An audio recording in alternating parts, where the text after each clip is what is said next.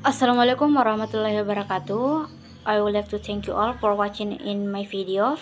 First of all, let me introduce myself. My name is Widya Bega Putri. So I want to explain about the theoretical model 5 hypothesis. Number one, the acquisition learning hypothesis. This hypothesis claims that adults have two distinct ways of developing competence in second language. The first way is via language acquisition, that is by using language for real communication. Language acquisition is the natural way to develop linguistic ability and is a substantial process. Children, for example, are not necessarily aware that they are acquiring language. They are only aware that they are communicating.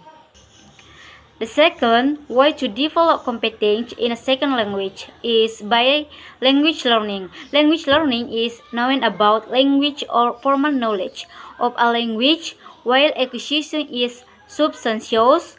Learning is conscious. Learning refers to explicit knowledge or lore.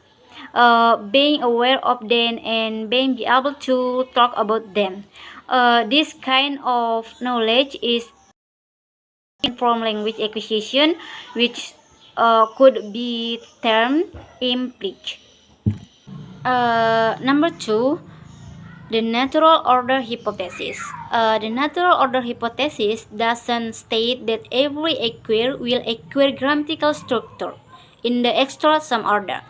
It states rather that in general certain structure tend to be acquired early and acquired late. It also allows the possibility the structure may be acquired in groups several about the same time. Some example might help to make this clear. Number three, the input hypothesis.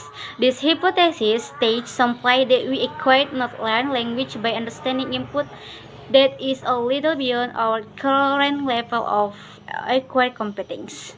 The input hypothesis claims the listening comprehension and reading are of primary importance in the language program, and that the ability to speak or write fluently in a second language will come on its own with time. Speaking French is does not talk directly. Rather, speaking ability emerges after the acquired has built of competence through comprehending input. Number four, the monitor hypothesis. This hypothesis states that conscious learning has an extremely limited function in adult second language performance. It can only by use of monitor or an editor. Uh, Three seems to be the requirement that must satisfy order to use the monitor successfully. One, the performer has to have enough time. Number two, the performer has to be thinking about correctness or be focused and firm. Three, the performer has to know the role. Number five, or the last, the effective filter hypothesis. This hypothesis states the attitudinal variable relating to success in second language acquisition generally relate directly to language acquisition, but no necessarily to language learning. Dulai and Berg have suggested the attitudinal factor may relate to second language acquisition in the following way. Performance with optimal attitude have a lower effective filter.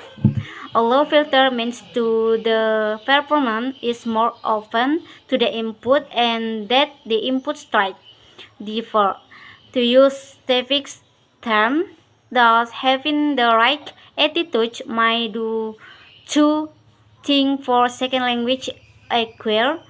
It will encourage them to try to get more input, to interact with speakers of the target language with confidence, and also to be more receptive to the input they get. Figure that three represents the effective filter and how it relates to second language acquisition.